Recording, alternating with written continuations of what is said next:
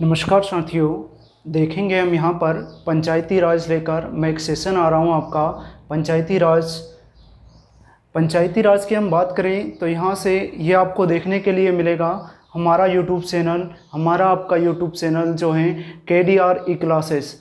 KDR ई classes पर आपको जो है पंचायती राज का जो सेशन देखने को मिलेगा। इस सेशन में आपको कुछ चीज़ें विशेष इस तरीके की सीखने को मिलेंगी जो आपके आने वाले वर्तमान समय में अभी आने वाले जो पटवारी का एग्ज़ाम रहेगा उसमें आपको ये लाभप्रद रहेगा। इसके बाद आपको MPPSC के एग्ज़ाम में भी देखने को इससे क्वेश्चन मिलते हैं और अन्य जो एग्ज़ाम होते हैं उनमें भी कहीं ना कहीं इससे क्वेश्चन देखने को मिलते हैं। तो अब यहाँ से हम बात करेंगे किसकी, पंचायती राज की। और पंचायती राज जो सबसे पहले हम वर्तमान स्थिति में बात करें तो स्वप्न देखा था महात्मा गांधी ने। महात्मा गांधी जी की बात करें तो महात्मा गांधी जी ने इस स्वप्न को देखा था और वो चाहते थे कि हमारे यहाँ पर ग्राम स्तर पर जो हो क्या हो, विकास हो। ग्राम स्तर पर जो सारी व्यवस्थाएं, शासन व्यवस्थाएं हैं वो छोटे छोटे स्तरों पर हो। इससे क्योंकि हम यहाँ से बात करें कुछ चीज़ों को समझने की, तो मैंने क्या है ये चीज़ें थोड़ी सी देख लें। हम यहाँ पर मैं बता रहा हूँ आपको इतनी जगह हम यहाँ पर कि क्या चीज़ें रहीं और किस तरीके से रहीं। तो यहाँ पर मैं बात करूँ आपसे कि एक तालुका या फिर एक क्षेत्र हुआ, जैसे कि हम मान लें हमारे भारत देश की बात करें तो भारत देश में यहाँ पर हम जनसंख्या की बात करें तो 1,21,00,000 जनसंख्या है। तो यहाँ से 1,21,00,000 जनसंख्या जो है इसको देखते हुए हम देखेंगे यहाँ से कि किस तरीके से इस पर अगर हम बात करें केंद्र ही अगर शासन करे तो एक व्यक्ति क्या इन सारी शासन व्यवस्थाओं को देख सकता है क्या? तो यहाँ से इन सारी शासन व्यवस्थाओं को एक व्यक्ति ना देख सकता हो। इसलिए गांधी जी चाहते थे कि हर जगह पर कुछ, यहाँ पर जैसे मैंने कहा 1,000 व्यक्तियों पर एक व्यक्ति को बैठा दिया गया, यहाँ पर 1,000 व्यक्ति, फिर इन 1,000 व्यक्तियों पर एक व्यक्ति को फिर बैठा दिया गया। ऐसे ही टुकड़ों में बांटकर तो बेटर हमारे लिए क्या रहेगा, क्या ये शासन बेहतर रहेगा या फिर ये शासन बेहतर रहेगा हमारे। तो यहाँ से देखेंगे कि हमारे लिए कौन सा शासन बेहतर रहेगा या फिर सुचारू रूप से सही रहेगा। तो वो शासन रहेगा हमारे लिए सुचारू रूप से ये वाला सही, नहीं ये वाला गलत है। क्यों?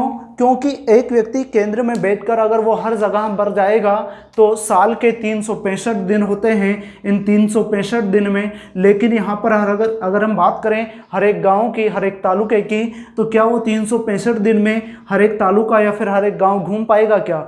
वो शासन व्यवस्था देख पाएगा क्या?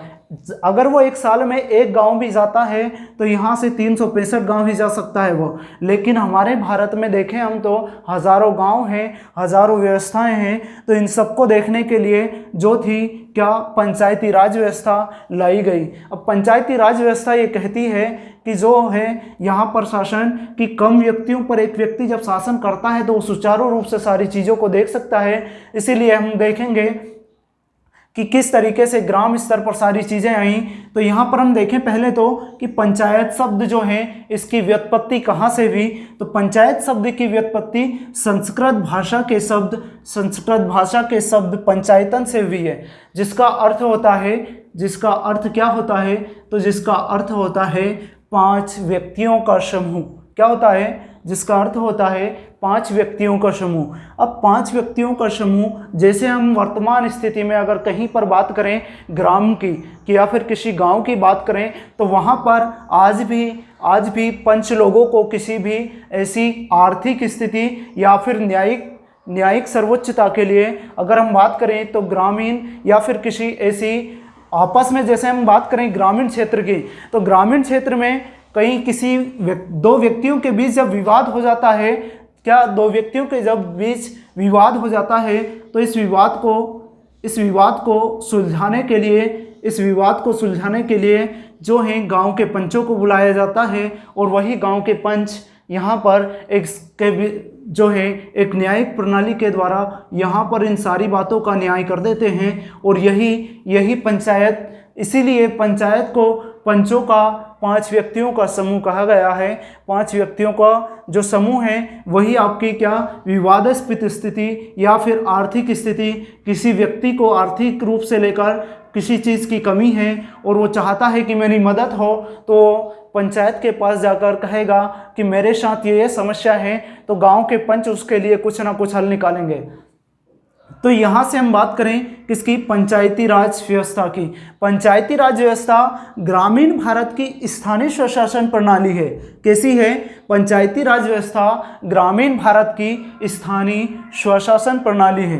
अब स्थानीय स्वशासन प्रणाली की बात करें तो इसको किस तरीके से देखते हैं। स्थानीय स्वशासन प्रणाली जो है, हम भारत में बात करें इसकी, तो स्थानीय स्वशासन प्रणाली एक ऐसी प्रणाली है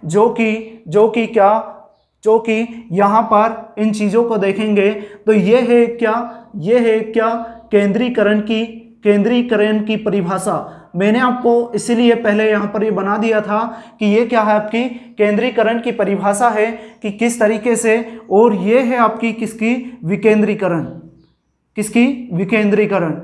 तो यहाँ से हम देखेंगे कि केंद्रीकरण और विकेंद्रीकरण किस तरीके से काम करता है। तो केंद्रीकरण में जहां पर केंद्र का व्यक्ति एक ही व्यक्ति होता है, अगर वो लाखों लोगों पर शासन करे तो क्या है, आपकी केंद्रीय शासन व्यवस्था है। और उसी तरीके से यहाँ पर अलग अलग हिस्सों पर कुछ कम संख्या में लोगों पर शासन किया जाए और वहाँ पर व्यवस्थाएं सुचारू रूप से चले, तो वो व्यवस्थाएं क्या रहेंगी, वो व्यवस्थाएं रहेंगी आपकी विकेंद्रीकरण। और यहाँ पर जो रहेगा वो क्या रहेगा, आपका लोकतांत्रिक विकेंद्रीकरण रहेगा ये, क्योंकि यहाँ पर जनता के द्वारा कुछ समूह के द्वारा एक व्यक्ति को चुन लिया गया, एक गांव के द्वारा एक पंच को चुन लिया गया और उससे सारी व्यवस्थाओं को चलाने के लिए कहा जाता है। तो व्यक्ति यहाँ पर जो है विकेंद्रीकरण की सुविधा के अनुसार अपने गांव का शासन चला सकता है। अब यहाँ से हम आगे की ओर देखें, तो मैं इन चीज़ों को थोड़ा सा मिटा रहा हूँ यहाँ से, तो हम आगे की ओर देखें कि किस तरीके से, जैसे वर्तमान समय में जो चीज़ें हमारे भारत में चल रही हैं, उन चीज़ों को हम देखेंगे कि किस तरीके की चीज़ें हमारे भारत में वर्तमान समय में चल रही हैं।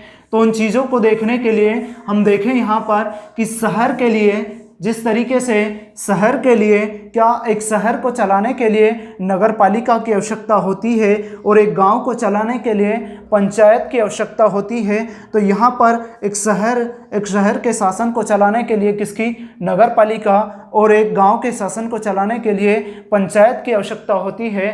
तो इन चीज़ों को हम देखते हुए चलें अगर, तो किस तरीके से ये चीज़ें आगे की ओर बढ़ेंगी। तो यहाँ से जिस तरीके से वर्तमान समय में ग्राम स्तर पर ग्राम पंचायत व ब्लॉक स्तर पर तालुका स्तर या फिर जनपद पंचायत, जिसे हम कह सकते हैं कि तालुका या फिर ब्लॉक स्तर पर क्या जनपद पंचायत होती है, और यहाँ पर जिला स्तर पर जो होती है जिला पंचायत या फिर जिला परिषद। इन चीज़ों को आगे की ओर और भी हम सुचारू रूप से देखेंगे या फिर व्यवस्थित तरीके से। तो हम यहाँ पर बात करेंगे किसकी, ग्राम पंचायत की। अब ग्राम पंचायत का जो कार्य होता है वो किस तरीके से आगे की ओर चलता है। तो ग्राम पंचायत को किसी कार्य को करने के लिए आर्थिक विकास, यहाँ पर ग्राम पंचायत जो है क्या करती है, आपके गांव का आर्थिक विकास करती है। और ग्राम पंचायत जो हैं वो यहाँ पर आपके गांव के लिए क्या, सामाजिक न्याय व्यवस्था को देखती है। किसको, सामाजिक न्याय व्यवस्था को देखती है। और उसी तरीके से हम बात करें केंद्र व राज्य सरकार की योजनाओं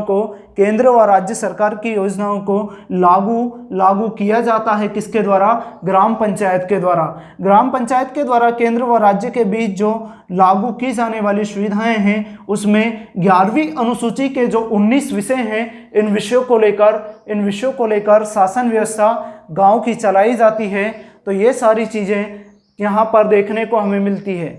अब हम बात करें कि क्या ये पंचायती राज व्यवस्था अभी वर्तमान स्थिति में चल रही है, क्या यह पहले भी हुआ करती थी। तो हाँ हम बात करें कि ग्रामीण अर्थव्यवस्था या फिर पंचायती राज व्यवस्था जो आज से नहीं, ये प्राचीन काल से चली आ रही है। तो प्राचीन काल से कब से चली आ रही है, ये हम आगे की ओर देखते हैं कि किस तरीके से।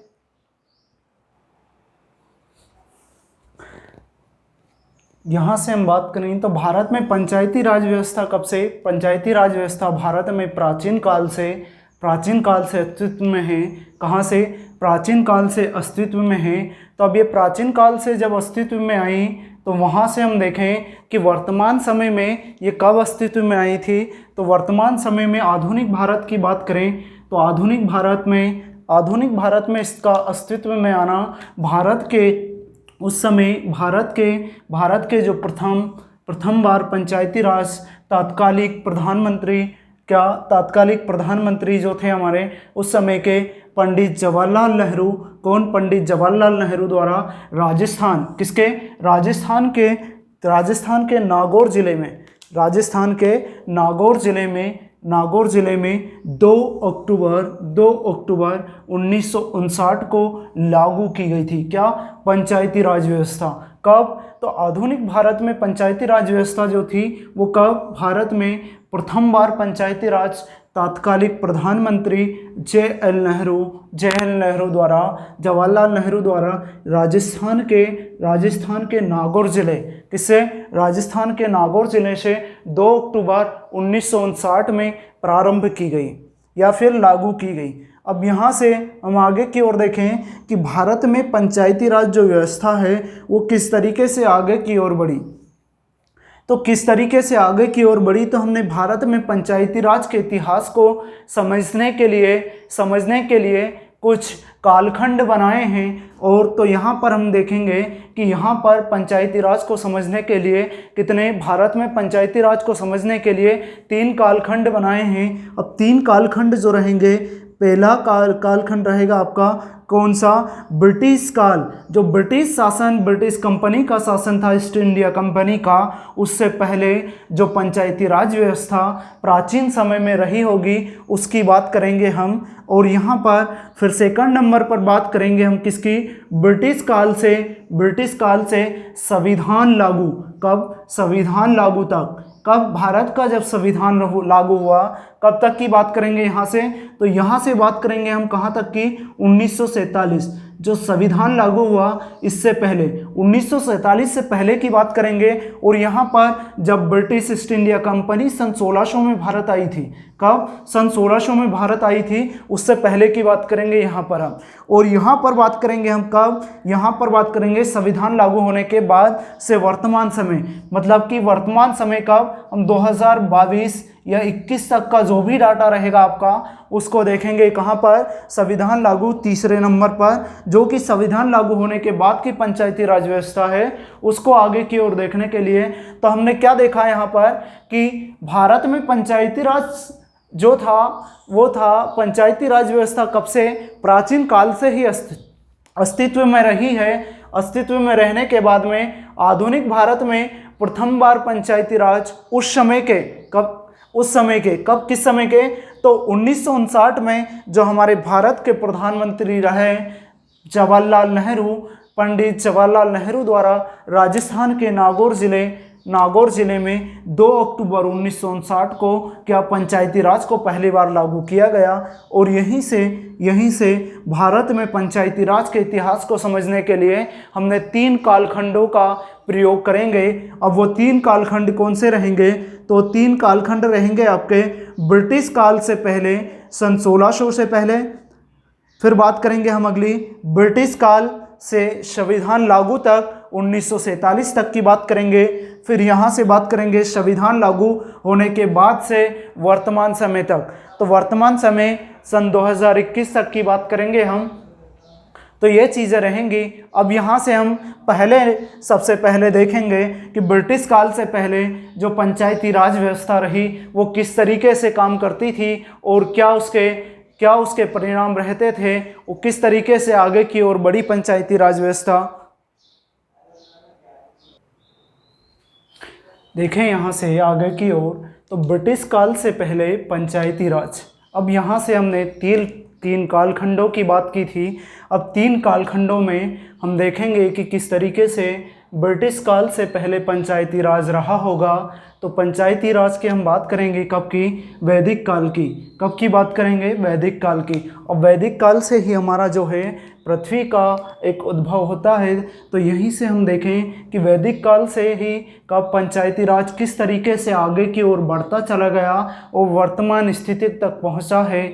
तो यहाँ से हम वैदिक काल में देखें तो वैदिक काल में पंचायतों का जो प्रमुख हुआ करता था, पंचायत कब, वैदिक काल में जो पंचायतों का प्रमुख हुआ करता था उसे क्या कहते थे हम, ग्रामणी। क्या कहते थे, ग्रामणी कहा जाता था। किसको, पंचायतों के प्रमुख को। कब, वैदिक काल में। और वैदिक काल के समय ही ग्रामवृद्ध। अब ये ग्रामवृद्ध क्या हुआ करता था, तो ये बौद्धकालीन ग्राम परिषद का प्रमुख हुआ करता था ग्रामवृद्ध। और ग्रामवृद्ध जो है, यहाँ से ग्रामवृद्ध वही गांव हुआ करता था और इसका जो प्रमुख हुआ करता था उसे ग्राम भोजक कहा करते थे। और ग्राम भोजक ही सभा व समिति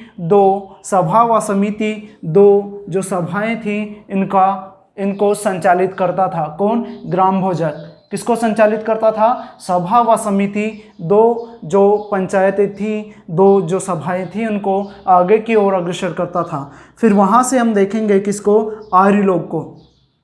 अब आर्य लोग जो थे अधिकतर ग्राम ही निवासी थे। किसके, गांव के ही निवासी हुआ करते थे। कौन, आर्य लोग अधिकतर ग्राम निवासी हुआ करते थे। तो ये आर्य लोग पहले कहाँ से, तो हमारे भारत में आर्य लोग मध्य एशिया से आए थे।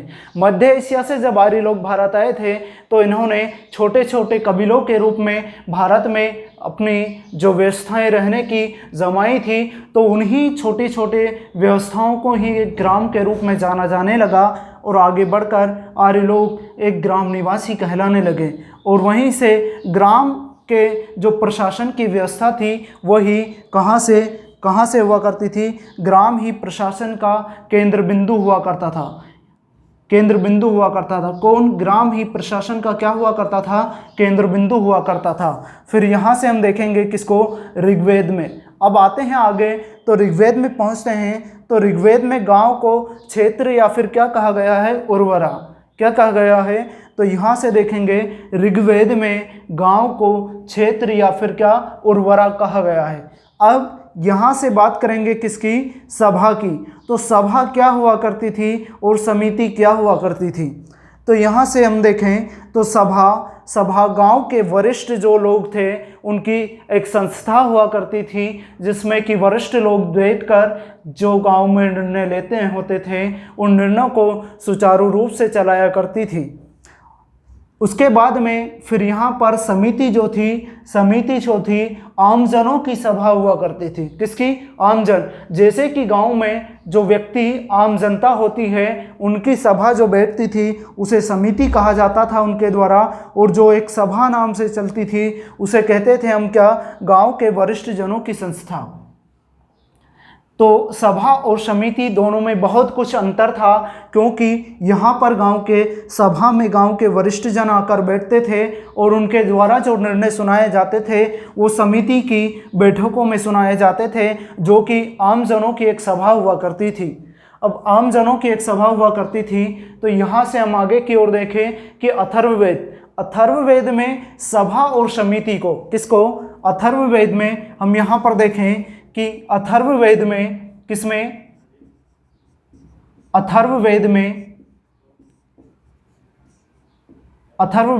सभा व समिति को राजा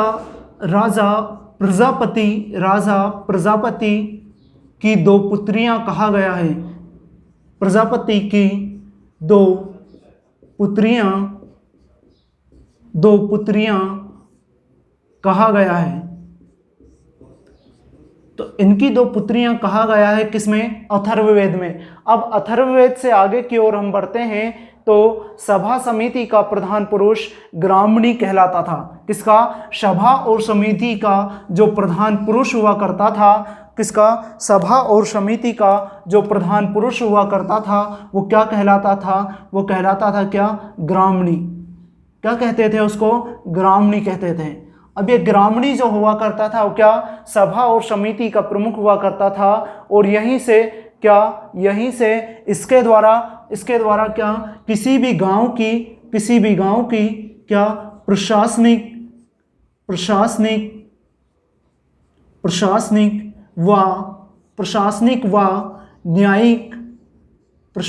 व न्यायिक सर्वोच्चता को चलाया जाता था। प्रशासनिक व न्यायिक सर्वोच्चता को चलाया जाता था। अब इन चीज़ों को आगे बढ़ाने के लिए कुछ और चीज़ें आई, तो इन चीज़ों में हम देखेंगे आगे की ओर जो चीज़ें आई थी। चलें देखें यहाँ से आगे कि हमने क्या किया था कि ग्राम में सभा, हमने सभा और समिति देखी थी। तो सभा जो चीज़ थी, सभा हुआ करती थी किसकी, ग्राम के जो वरिष्ठ जन हुए करते थे उनकी सभा हुआ करती थी। इसके बाद में समिति जो हुआ करती थी वो ग्राम के आम जन, जो आम लोग होते हैं गांव में, उनकी सभा हुआ करती थी। और वहाँ से हम बात करें आगे की ओर कि ग्राम में जो सभा जो हुआ करती थी एक संस्था का काम करती थी। क्या, ग्राम में सभा किसका, एक संस्था का काम करती थी सभा। और यही सभा फिर आगे की ओर ग्राम में प्रशासन के अलावा क्या, न्याय की व्यवस्था भी देखती थी। तो अब ये सभा जब पंच बैठते थे तो यहाँ पर कोई भी ऐसी न्याय व्यवस्था अगर गांव में हो जाती है, गड़बड़ी हो जाती है, तो उसके प्रति एक न्याय की जागरूकता को आगे की ओर लेकर आते और एक पक्ष और निष्पक्षता से न्याय को ही आगे की ओर लेकर आते थे। और फिर यहीं से इसी काल की बात करें तो इस काल में एक शब्द मिलता है हमें देखने को, विदथ नाम की एक संस्था का भी उल्लेख हमें कहाँ पर, वैदिक काल में देखने को मिलता है।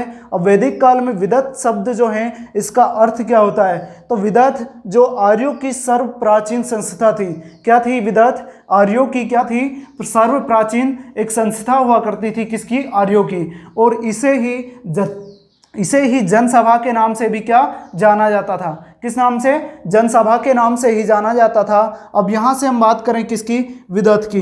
विदथ जो है, विदथ के बारे में कुछ व्यक्तियों ने अपने मत जाहिर किए कि विदथ जो है किस तरीके की संस्था हुआ करती थी।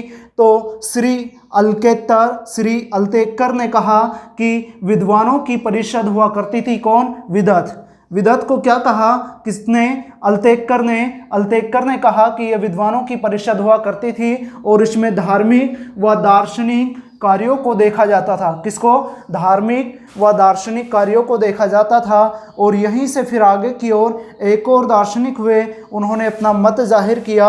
इन्होंने कहा, किसने, श्री आर.एस. शर्मा ने कहा कि प्राचीन जनसभा में स्त्री और पुरुष दोनों ही भाग लेते थे।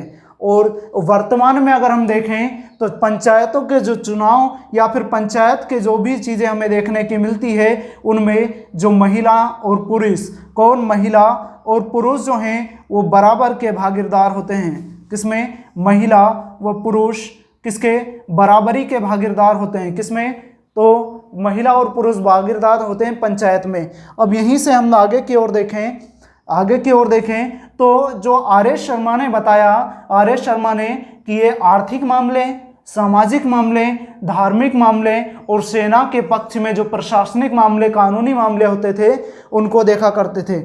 यहीं से फिर आगे चले, कहाँ आए हम, पहुँचे कहाँ, महाकाव्य काल। अब महाकाव्य काल का प्रारंभ कहाँ से माना जाता है, तो महाकाव्य काल का प्रारंभ माना जाता है 1400 से 1000 ईसा पूर्व के बीच। अब यहाँ से पंचायतों का जो स्वरूप एक सभा के रूप में देखा गया, किसके रूप में, सभा के रूप में देखा गया। और यहीं से इस सभा का जो प्रमुख हुआ करता था उसे भी क्या, महाकाव्य काल में भी ग्रामीणी के रूप में ही जाना जाता था। किसके रूप में, ग्रामीणी के रूप में ही जाना जाता था। और यहीं से फिर आगे की ओर हम देखेंगे कि महाकाव्य काल में एक से अधिक किसमें, महाकाव्य काल में हम देखेंगे कि एक से अधिक व्यक्ति जो हैं शासन चलाया करते थे। एक से अधिक व्यक्ति एक से अधिक व्यक्ति शासन चलाया करते थे, शासन चलाया करते थे। अब ये एक से अधिक व्यक्ति शासन चलाया करते थे, तो यहाँ से देखते हैं हम कि महाभारत जो महाकाव्य काल था या फिर महाभारत काल था, उसमें भी क्या छोटे छोटे ग्रामों में एक ऐसी सुचारू व्यवस्था थी पंचायती राज की कि उसमें एक से अधिक व्यक्ति शासन चलाया करता था। और यहीं से फिर हम किसकी बात करेंगे आगे, देखें यहाँ से तो महाभारत के किसकी बात करेंगे हम, यहाँ से महाभारत के शांति पर्व में ग्राम संघों किसकी बात करेंगे, महाभारत की। महाभारत काल की बात करें तो महाभारत काल में शांति पर्व में ग्राम संघों या नगर के अस्तित्व, नगर के ग्राम संघों या फिर नगर के अस्तित्व को मिलना भी हम क्या कह सकते हैं कि एक ग्राम पंचायत का स्वरूप कह सकते हैं। तो वहीं से फिर हम आगे की ओर चले, कहाँ पर, मौर्य काल में। अब मौर्य काल में ग्राम वृद्धि परिषद का उल्लेख मिलता है, किसका। अब ये ग्राम वृद्धि परिषद क्या हुआ करती थी, तो ये भी एक गांव के रूप में ही, एक कबीले के रूप में ही कुछ चीज़ें हुआ करती थी। जिस तरीके से हम देखने को मिलता है किसमें, मौर्य काल में, कि इसका उल्लेख कहाँ मिलता है, तो इसका उल्लेख मिलता है आपके कौटिल्य के अर्थशास्त्र में। अब कौटिल्य का अर्थशास्त्र जो है, अर्थशास्त्र की हम बात करें तो इसका अर्थ होता है क्या, इकोनॉमी। मतलब कि क्या, इकोनॉमी जो होती है ऐसी व्यवस्था होती है जिसको वित्त को लेकर, पैसों को लेकर जो चीज़ें होती हैं हमारे भारत में, उसे अर्थशास्त्र के रूप में, अर्थव्यवस्था के रूप में जानते हैं। तो अर्थशास्त्र में क्या चीज़ें हैं, तो अर्थशास्त्र में पूरा क्या है आपका, राजनीति। क्या है आपका, राजनीति, कि किस तरीके से कौटिल्य ने किसको लेकर आए, मौर्य काल में चंद्रगुप्त मौर्य की सहायता की, क्या, शासन की स्थापना करने में। और उसी शासन की स्थापना को चलाने के लिए यहाँ से इन्होंने कुछ पंचायती राज, पंचायत जैसे तत्व ऐसे लेकर आए हैं, उन्हें ही क्या यहाँ पर ग्राम परिषद या फिर ग्राम वृद्धि परिषद कहा गया। कौटिल्य के अर्थशास्त्र के बाद में फिर यहीं पर इन ग्राम परिषदों में एक प्रमुख हुआ करता था जिसे क्या कहा जाता था, गोप। अब गोप जो था वो ग्राम सभा के कार्यालय का काम किया करता था। अब ये ग्राम सभा के कार्यालय की बात करें तो उसमें जो भी प्रशासनिक मामले हों, कौन से मामले हों, प्रशासनिक मामले या फिर न्यायिक मामले, प्रशासनिक, न्यायिक या फिर आर्थिक, जो भी मामले हुआ करते थे, इन सभी मामलों को कौन देखा करता था, तो गोप नामक एक जो व्यक्ति हुआ करता था, उसे नाम से, उसका नाम तो कुछ भी हुआ करता था, है ना, ऐसा कुछ नहीं है, उसे नाम से, लेकिन वहाँ पर उसका जो पद था, उस पद का जो नाम था वो गोप हुआ करता था। और वहीं से फिर बात करते हैं आगे किसकी, गुप्त काल की। अब गुप्त काल में शासन की सबसे छोटी इकाई जो हुआ करती थी वो क्या हुआ करती थी, ग्राम। क्या हुआ करती थी, गुप्त काल में शासन की सबसे छोटी इकाई ग्राम हुआ करती थी, जिसका प्रशासन जो था ग्राम सभा द्वारा चलाया जाता था। किसके द्वारा, ग्राम सभा। तो कहाँ पर हमें, अब तक हमने जो सारी चीज़ें देखी वैदिक काल में जो चीज़ें देखी, महाभारत महाकाव्य काल में देखी, आर्यों के समय में देखी, मौर्य काल में देखी, गुप्त काल में देखी, तो सारी जगहों पर कहीं ना कहीं हमें ग्राम के रूप में एक इकाई देखने को मिली है। और वहीं पर ग्राम में एक सभा के रूप में जो भी संस्था काम किया करती थी, तो यहाँ पर छोटी छोटी इकाइयों में अभी तक कोई बड़ा महानगर देखने को नहीं मिला था। जिस तरीके से अभी वर्तमान समय में हमारे शहर देखने को मिलते हैं, महानगर देखने को मिलते हैं, यह शहर हमें उस समय देखने को नहीं मिलते थे। और वहीं से हम बात करें आगे तो ग्राम सभा को मध्य भारत में, किसमें, मध्य भारत में किस नाम से जाना जाता था, तो किस नाम से जानते थे, पंचमंडली। किसको, ग्राम सभा को।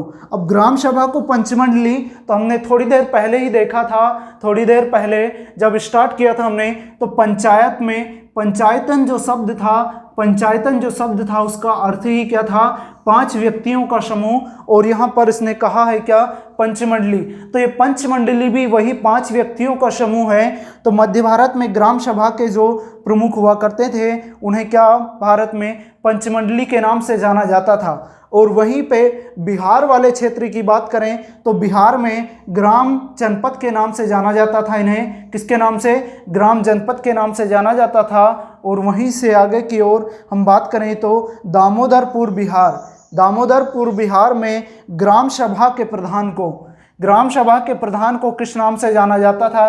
तो ये कहाँ पर, ग्राम सभा के प्रधान को दामोदरपुर बिहार में, तो दामोदरपुर बिहार में या तो महत्तर या फिर अष्टकुलाधिपति, क्या महत्तर, अष्टकुलाधिपति, ग्रामिक या फिर कुटुंबिन, क्या कुटुंबिन के रूप में जाना जाता था। किसको?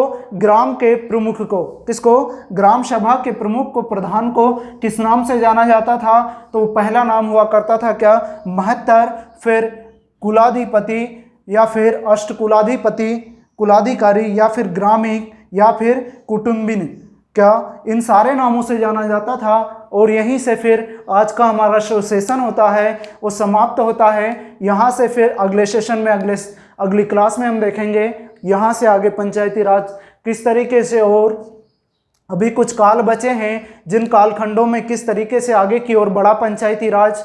तो मैं आपसे एक बार फिर निवेदन करता हूं कि मैं देवराज वर्मा आपको पंचायती राज पढ़ा रहा हूं और यही क्लास आपकी आगे की ओर कंटिन्यू रहेगी इसी तरीके से।